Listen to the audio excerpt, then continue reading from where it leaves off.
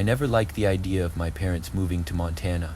There was something about the endless stretch of empty land, the way the wind screeched through the pines at night like some wounded thing, that made me uneasy, but they loved it.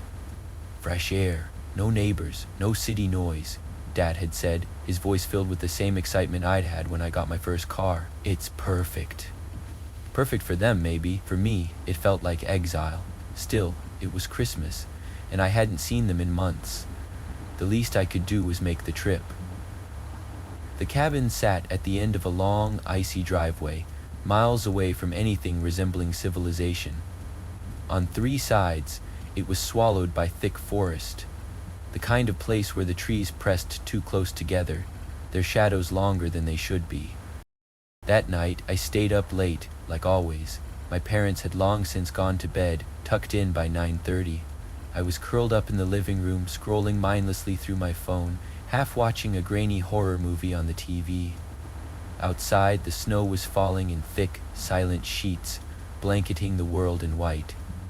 At around 6 in the morning, just as the sky was beginning to bruise with dawn, Riley, my golden retriever, whined at the back door. "Really?" I muttered, rubbing my eyes.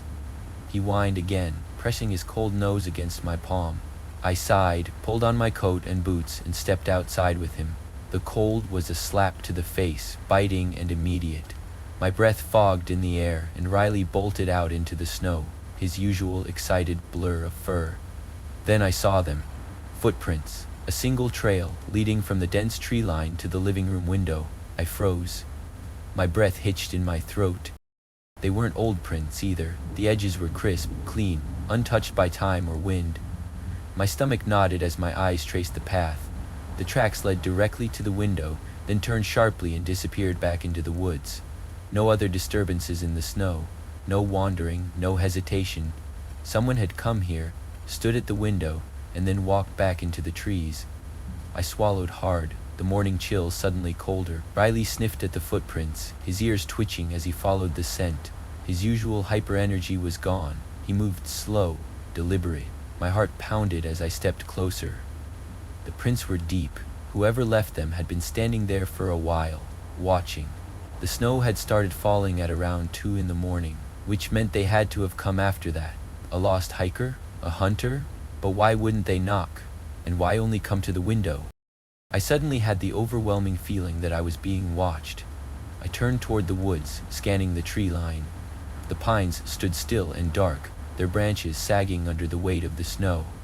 Nothing moved, but that didn't mean nothing was there. I swallowed the lump in my throat and called for Riley. He hesitated, still sniffing at the footprints, then finally trotted over. Together we rushed inside, slamming the door shut behind us. I locked it, my fingers numb and shaking. I had to wake Dad. I found him in the kitchen making coffee.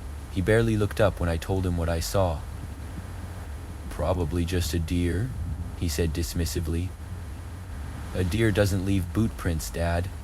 That made him pause. He set down his mug, frowning. "Boot prints? Yeah.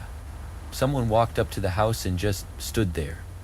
Dad exhaled through his nose, rubbing his jaw. "Could have been one of the old ranchers. Maybe they got turned around in the dark." I shook my head. "No, Dad. They came from the forest, and they went straight back in. No wandering, no hesitation." His frown deepened, but he shrugged. "I went out for a smoke around midnight. Maybe they're mine." "No," I said firmly. "I was awake. I would have heard you go out. And besides, you were snoring all night." His eyes flickered with something doubt. "Maybe." But then he just sighed. "We'll check it out in the morning. If it was someone, they're long gone." That was the thing, though. I didn't think they were gone. That night, I barely slept. Every time I closed my eyes, I saw someone standing out there, just beyond the tree line, watching. In the morning, when the sun was finally up and the world felt a little less suffocating, I went outside again. The footprints were still there, exactly as they had been. The single trail from the woods, the stop at the window. But something was different now. There was another set of prints.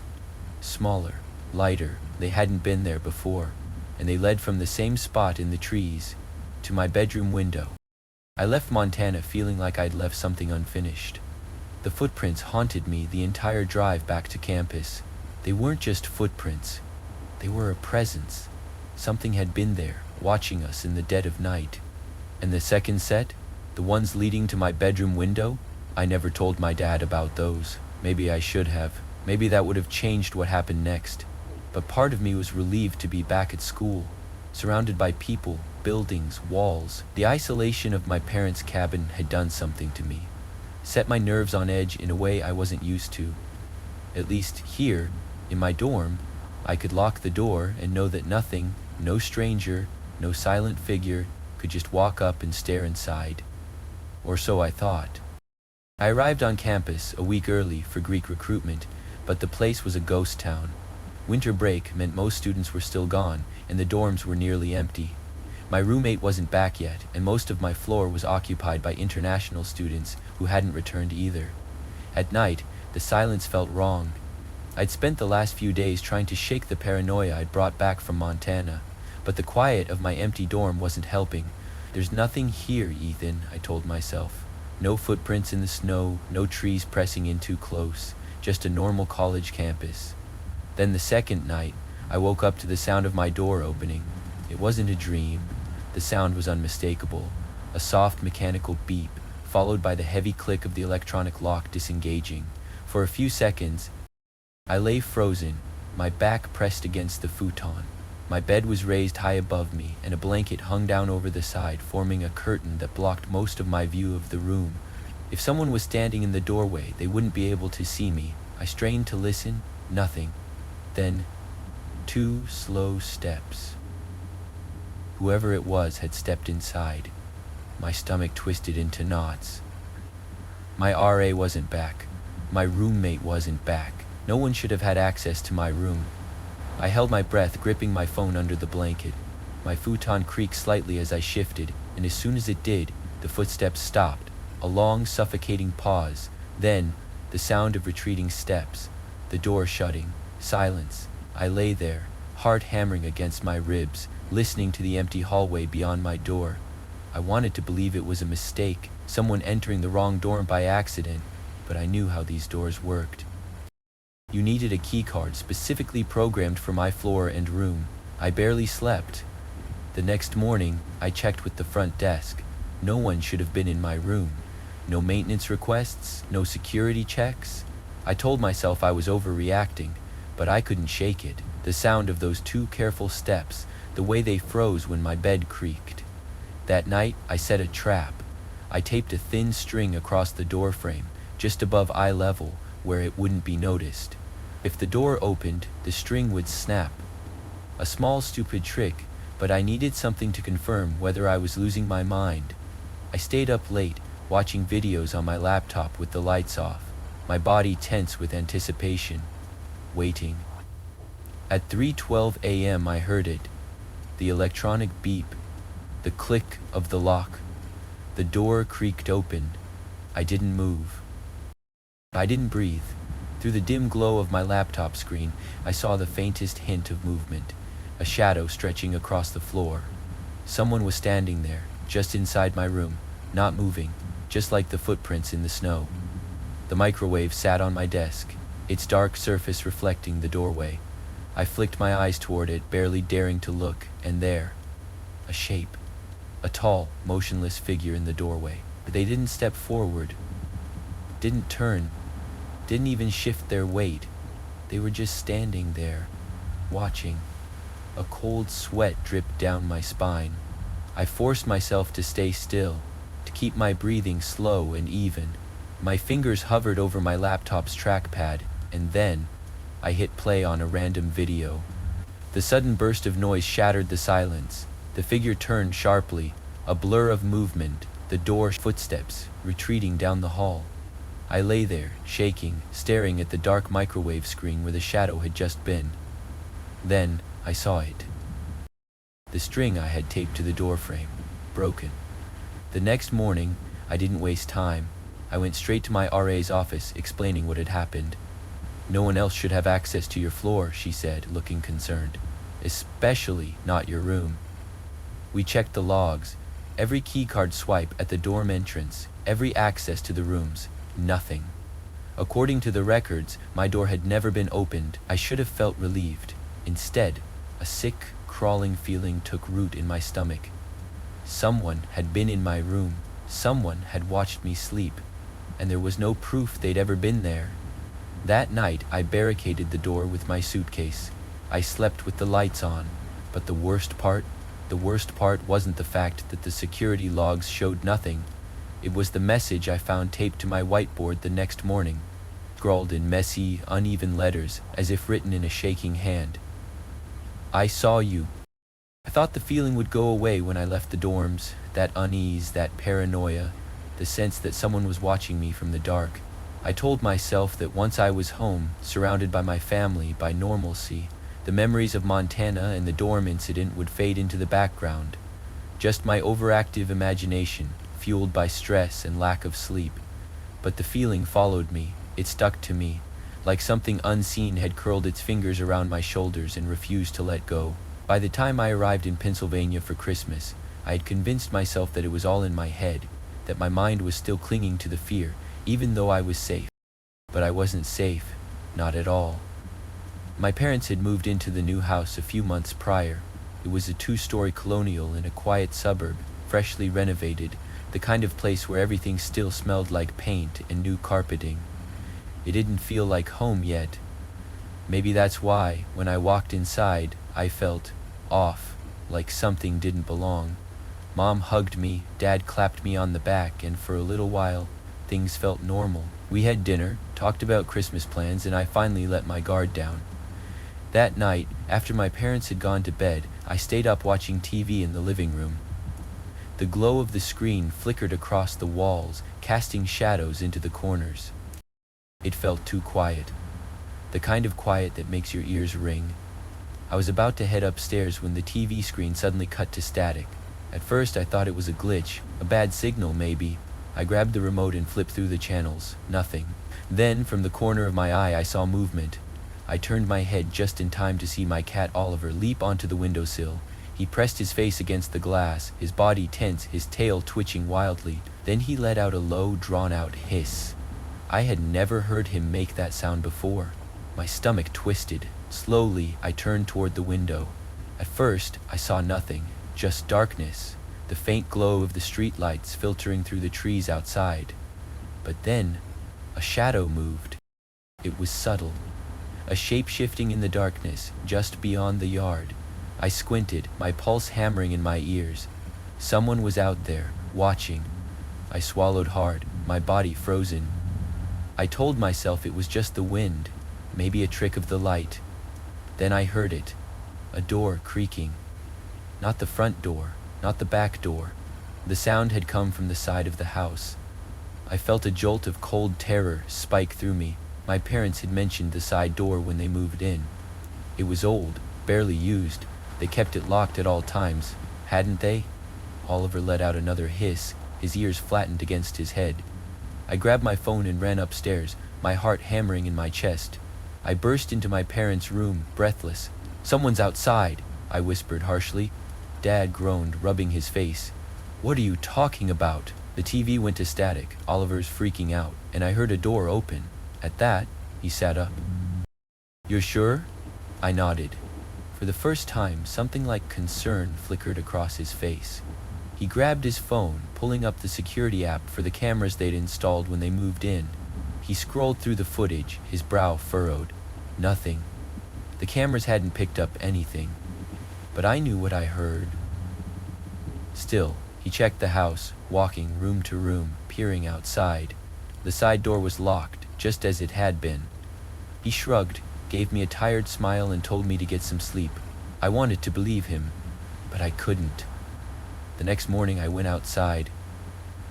The air was bitterly cold, the ground hard with frost. I walked around to the side of the house, my stomach twisting with dread. Then I saw them. Footprints. Deep, heavy footprints in the mud, leading right up to the house, right up to the side door. I felt the blood drain from my face. Someone had been here. Someone had tried to get inside. I called my dad over, my voice shaking. He frowned as he followed my gaze. Then his expression darkened. We stood there, staring at the prints, neither of us saying a word. Finally, he exhaled through his nose. I'll call the police." When the officers arrived, they took one look at the footprints and confirmed what I already knew. Someone had been outside our house. They had stood at the door, trying to get in.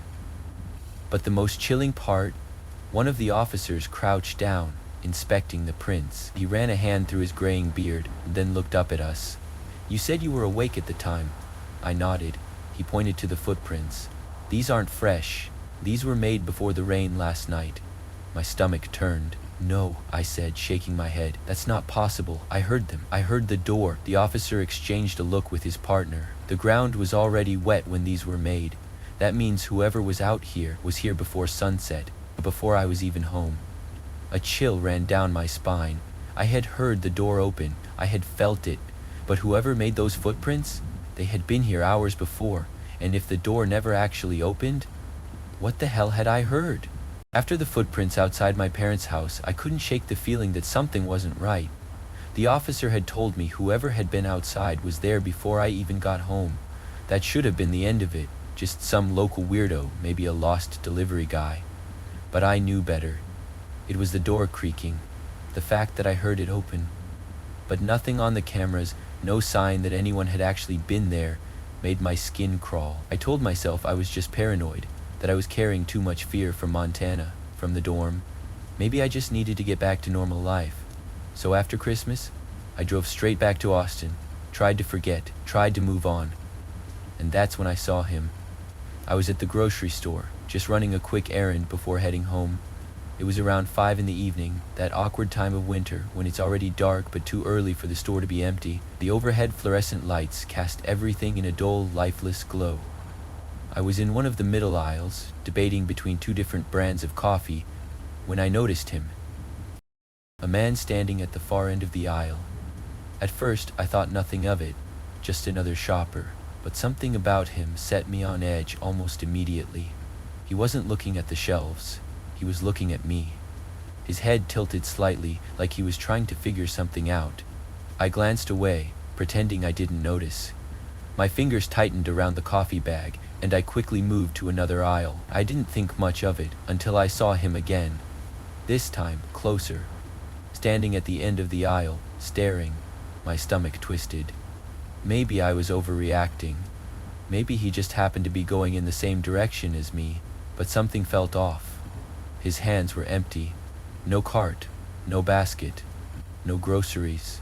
Just standing there, watching. I turned away, moving faster now. I weaved through the aisles, taking sharp turns, putting as much distance between us as possible. I stopped at the self-checkout, trying to shake off the nerves. I scanned my items, glancing over my shoulder. He was gone. I let out a slow breath, trying to laugh at myself. "You're being ridiculous, Ethan." Bagging my groceries, I told myself it was nothing, just a coincidence. Then, as I walked toward the exit, I did one last check, and he was right behind me. My breath hitched. He had nothing in his hands, no bag, no receipt. He hadn't been shopping. He had been following me. I froze in my tracks. For the first time, I got a good look at him. Late 30s, maybe early 40s. Glasses, scruffy beard, an oversized coat that swallowed his frame. His eyes, wide, unblinking, locked onto mine. A chill ran down my spine. This was wrong. I forced myself to keep moving, walking briskly toward the exit. My fingers dug into the plastic handles of my grocery bag. I didn't want to run, didn't want to panic. I just needed to get to my car. I stepped outside into the parking lot. The cold air hit me, sharp and biting. I turned my head. He was still behind me. My pulse hammered. Then I stopped, right there in the middle of the lot, and I turned to face him. His expression didn't change. He just stood there, waiting, watching. I squared my shoulders, forcing my voice to be steady. "Do you need something?" For a moment he just stared. Then, as if suddenly realizing he had been caught, he looked down at his phone, faked typing something, turned and walked away. I didn't breathe until I got into my car, locking the doors the second I was inside. My hands were shaking. I watched him from the rearview mirror. He wasn't leaving, he was wandering, walking slowly between the parked cars, weaving between them, looking. For what, I didn't know. Or maybe I did. Maybe he was looking for someone else. Someone who wouldn't notice him. Someone who wouldn't turn around. Someone who wouldn't catch him watching.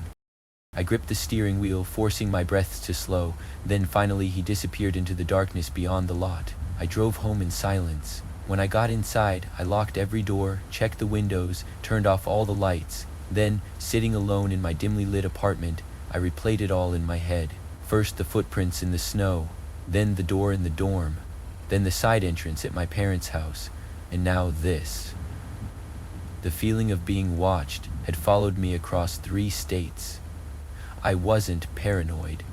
Something was following me. I couldn't shake the feeling. After the footprints in the snow, the silent intruder in my dorm, the unseen visitor outside my parents' house, and now the man in the grocery store, I should have seen the pattern. But I kept telling myself it wasn't connected. That was my mistake. By January, I needed to get away. I was sick of constantly looking over my shoulder, jumping at shadows. When my old roommate Nathan Carter called and asked if I wanted to take a weekend trip to Charleston with him, I jumped at the chance. Nathan was a real estate photographer. He had a job shooting an old Victorian mansion before its renovation, and he figured I could use the change of scenery. Fresh air, new surroundings, a clean break from the paranoia that had been eating at me. I told myself I'd sleep better in a different place, but I didn't sleep at all. The mansion stood on the outskirts of town, surrounded by overgrown hedges and half-dead oak trees, the kind of place that should have been condemned years ago. Nathan was ecstatic. "This place is going to make a sick addition to my portfolio," he said, grinning as he snapped photos of the crumbling brickwork. I, on the other hand, felt like I was being watched. The feeling started the second we stepped inside. The floors creaked beneath our feet, and the air was thick with the scent of dust and mildew. The furniture was still there, chairs, tables, even an old piano in the parlor, left to rot. "Looks like somebody just got up and walked away one day," Nathan muttered, snapping another picture. I didn't respond, because the deeper we went into the house, the worse the feeling got, that unshakable sense of being watched. Not from the windows, not from outside, from inside the house. I tried to ignore it.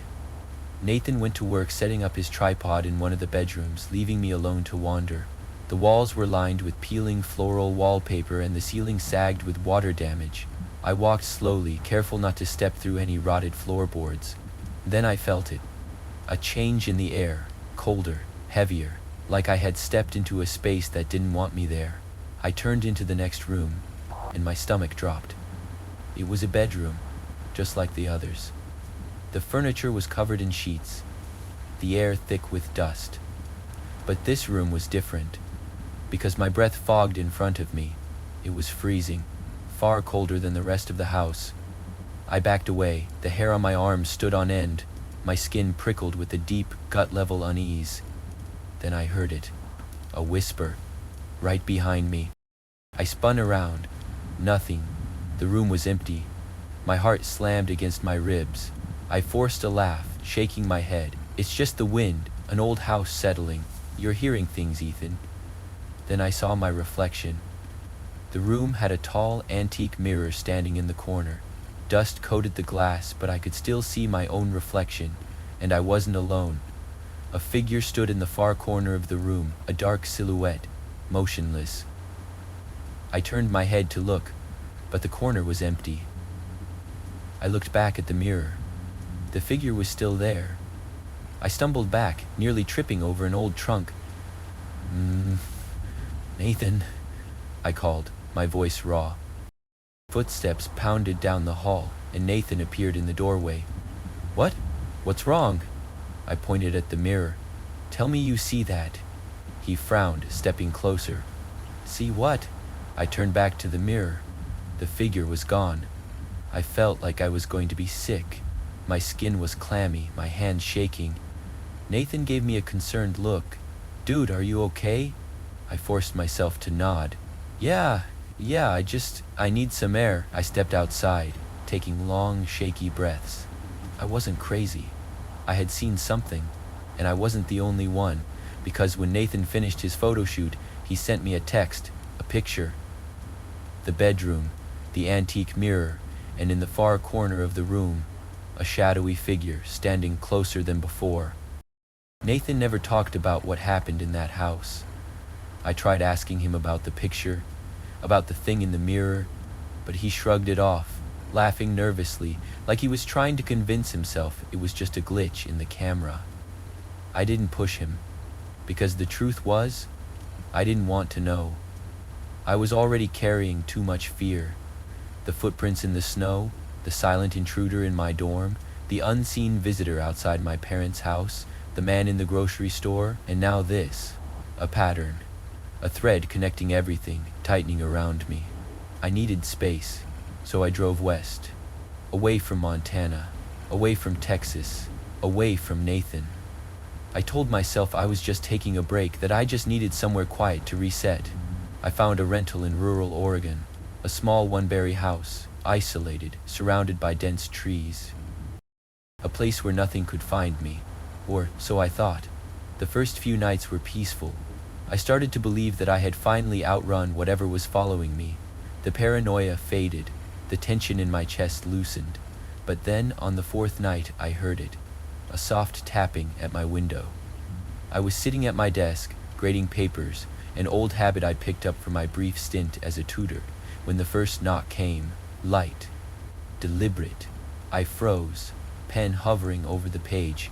I turned my head toward the window, expecting to see the branches swaying in the wind, maybe a loose shutter knocking against the frame, but the trees were still. The wind was dead. Then, tap, tap, tap. The sound crawled down my spine. I forced myself to stand, to walk toward the window. The glass was dark, reflecting the glow of my desk lamp. I couldn't see outside, but something could see in. I reached for the curtain, hesitating. A deep, suffocating dread settled in my stomach. "Don't pull it back," my instinct screamed. I ignored them. I yanked the curtain aside and saw nothing, just the empty yard stretching toward the tree line. The night was heavy, pressing in like a weight, but as I exhaled in relief, the power flickered. The room plunged into darkness, and in the glass, in the reflection, a pale face right behind me. I spun around, my breath strangling in my throat. Empty. The room was empty. I scrambled backward, nearly knocking over my chair. My heart pounded so hard it felt like it was trying to escape my ribs. I flicked the light switch. Nothing. The power was completely out. The only light came from outside, the dim moonlight spilling through the window, stretching across the floor. And that's when I saw them. The handprints. Muddy, smudged, pressed against the glass. My breath hitched. I stumbled away, grabbing my phone with shaking fingers. No signal. I was alone. I didn't sleep that night. I sat in the farthest corner of the room, clutching a kitchen knife, waiting for the power to come back. It never did. By sunrise, I'd convinced myself it was just my imagination, a leftover fear from everything that had happened before, until I went outside and saw the footprints. They started at the window, not from the trees, not from the road, just there, like someone had appeared out of thin air, like they had been waiting for me. I left that day, drove without stopping, without looking back. I didn't tell anyone what happened, because I knew deep down that no one would believe me. Not about the footprints in the snow, not about the man in the dorm, not about the whispers in the mansion, not about the knock at the window, and especially not about the feeling I still can't shake, the feeling that, even now, I'm still being watched. Fear is a strange thing. It lurks in the shadows, hides in the silence, and creeps into the places we least expect. When I started telling these stories, I didn't think they were connected. A set of footprints in the snow, a dorm room intruder, a silent visitor outside my parents' house, a man in the grocery store, an unseen presence in a mansion, and a knock at my window. But now, looking back, I can see the pattern, not just in what happened, but in what it all meant. So, here's what I've learned, and what I hope you take from this. Trust your instincts. Every time I felt something was off, I told myself I was just being paranoid. I ignored the warnings my body was screaming at me. The cold chills, the pounding heart, the inexplicable sense of being watched. If something doesn't feel right, it isn't. Don't let politeness or self-doubt convince you otherwise. If you get a bad feeling about a place, a person, a situation, leave. It's better to be wrong than to regret ignoring your instincts. Pay attention to the signs. It started with small things.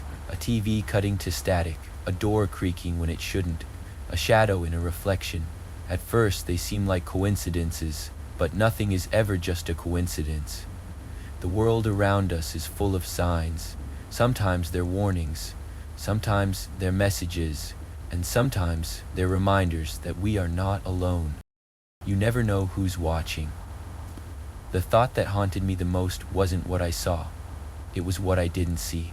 How many times did I go about my day, oblivious to the fact that someone was standing in the dark, watching, in the dorm, outside the house, in the grocery store, at the window.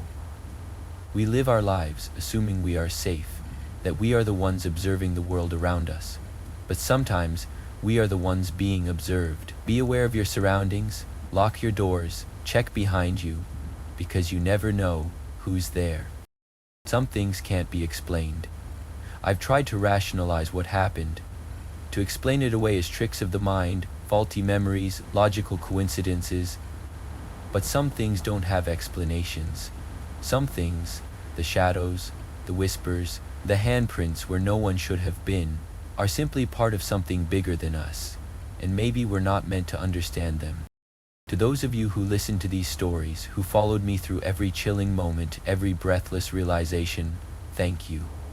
You being here, hearing this, means I'm not alone in this, and maybe that's the scariest part. Because if you're here, maybe something else is too. Sleep well, if you can.